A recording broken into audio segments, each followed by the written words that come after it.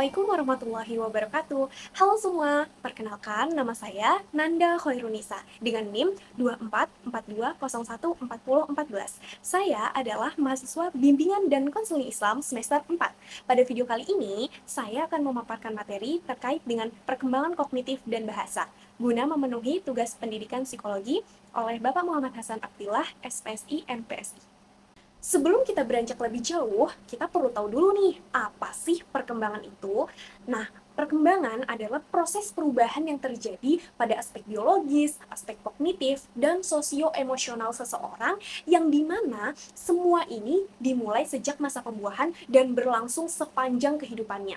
Artinya, perkembangan manusia ini tidak hanya menyinggung satu aspek saja, tetapi banyak aspek seperti yang dijelaskan di awal tadi. Dalam aspek biologis, menimbulkan perubahan pada tubuh anak, contohnya peningkatan tinggi badan, bertambahnya berat badan, dan keterampilan motorik. Dalam proses kognitif, berhubungan dengan perubahan dalam cara anak ini berpikir dan kemampuannya berbahasa. Hal ini juga berhubungan dengan tingkat kecerdasannya. Kemudian, dalam aspek sosio-emosional, ini menyangkut perubahan dalam hubungan dengan orang lain, seperti perkembangan emosi dan pembentukan kepribadiannya.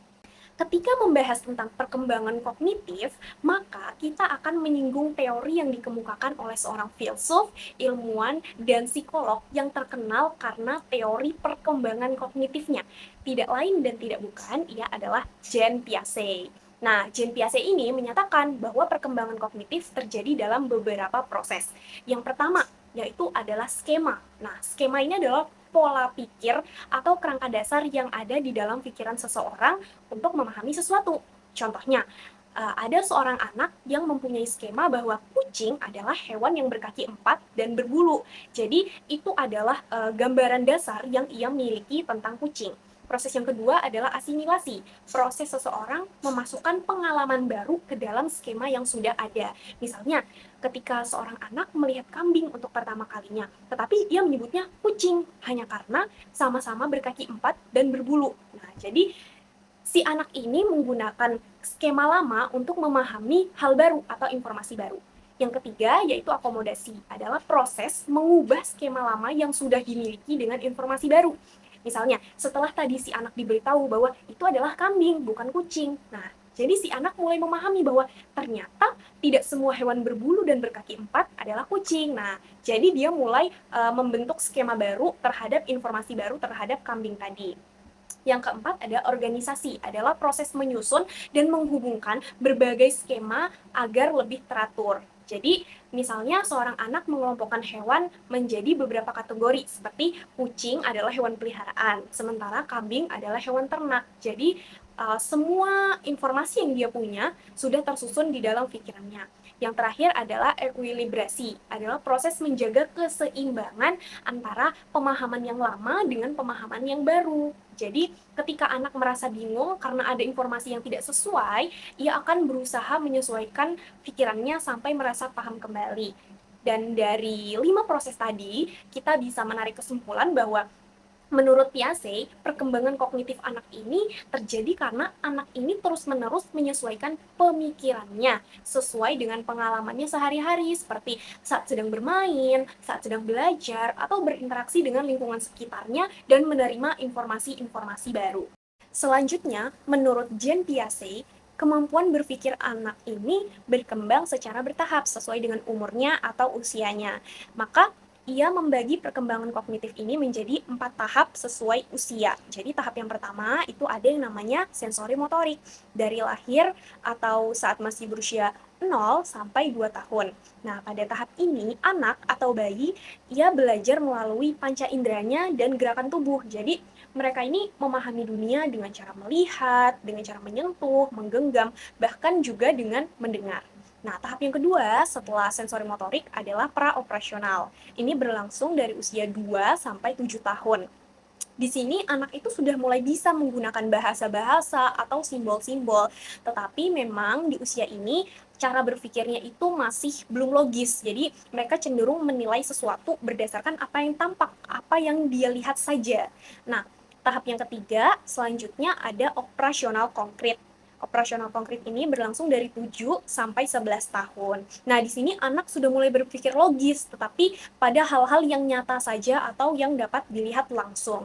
Tahap yang terakhir yaitu operasional formal. Ini berlangsung sekitar usia 11 tahun sampai 15 tahun ke atas. Nah, di sini remaja itu sudah berpikir secara abstrak. Jadi, mereka sudah mulai bisa nih membayangkan sesuatu yang tidak mereka lihat. Jadi, seperti kemungkinan-kemungkinan, merencanakan masa depan, dan bisa memahami konsep-konsep yang tidak terlihat secara langsung.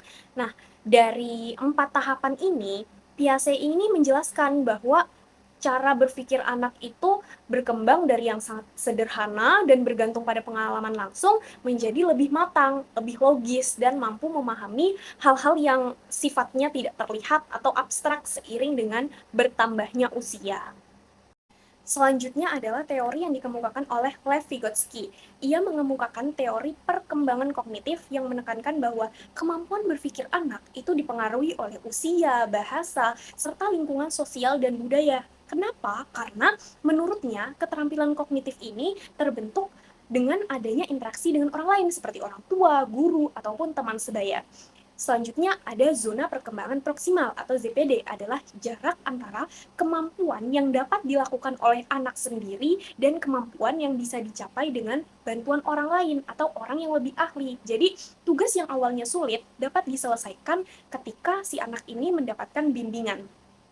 Selanjutnya ada scaffolding, adalah pemberian dukungan sementara saat anak belajar. Jadi, bantuan ini diberikan sesuai dengan kebutuhan anak. Jadi, secara bertahap, bantuan itu akan dikurangi ketika si anak ini nantinya sudah bisa menyelesaikan masalahnya sendiri atau secara mandiri. Selanjutnya adalah perkembangan bahasa. Nah, bahasa adalah bentuk komunikasi yang dapat dilakukan secara lisan, tulisan, maupun melalui isyarat, dan menggunakan sistem simbol untuk menyampaikan makna.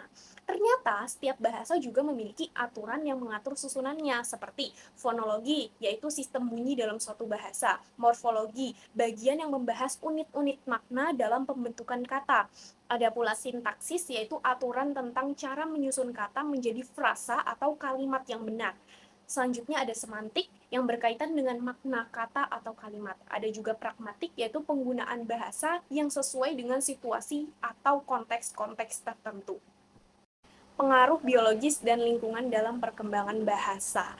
Nah, ternyata anak-anak secara alami mereka memiliki kesiapan biologis untuk mempelajari bahasa. Karena sejak awal mereka sudah berinteraksi nih dengan orang tua ataupun dengan pengasuhnya. Dasar biologis bahasa ini terlihat dari anak-anak di berbagai belahan dunia bisa mencapai tahapan perkembangan bahasa yang hampir sama, walaupun lingkungan dan pengalaman mereka ini berbeda-beda. Meskipun begitu, anak-anak tidak mempelajari bahasa tanpa pengaruh lingkungan. Perkembangan bahasa akan lebih baik ketika anak ini terlibat secara aktif dalam percakapan dan berinteraksi langsung dengan orang-orang di sekitarnya. Dalam hal ini bisa dengan orang tua ataupun dengan pengasuh tadi. Selanjutnya adalah tahapan-tahapan dalam perkembangan bahasa. Dimulai dari usia 3-6 bulan, anak ini sudah mulai mengeluarkan ocehan-ocehan sebagai bentuk awal dari perkembangan bahasa. Dilanjut pada usia 10-13 bulan, anak ini sudah mulai mengucapkan kata pertamanya, biasanya papa atau mama. Selanjutnya pada usia 18-24 bulan, anak ini sudah mulai bisa menggabungkan dua kata dalam satu ucapan sekaligus. Pada masa kanak-kanak awal, anak ini sudah mulai memahami aturan dasar bahasa seperti bunyi bahasa atau fonologi, pembentukan kata atau morfologi, penyusunan kalimat atau sintaksis, makna kata atau semantik, dan penggunaan bahasa sesuai konteks atau pragmatik. Yang terakhir pada masa remaja. Nah, pada masa remaja ini, bahasa itu digunakan secara lebih efektif, seperti kemampuan memahami metafora, satire, dan karya sastra itu menjadi meningkat. Bahkan kemampuan untuk menjadi penulis atau kemampuan menulis menjadi lebih matang. Itu tadi video pemaparan saya terkait perkembangan kognitif dan bahasa. Mohon maaf apabila terdapat kesalahan kata maupun ucapan. Akhir kata saya ucapkan wassalamualaikum warahmatullahi wabarakatuh. Sampai jumpa di video selanjutnya.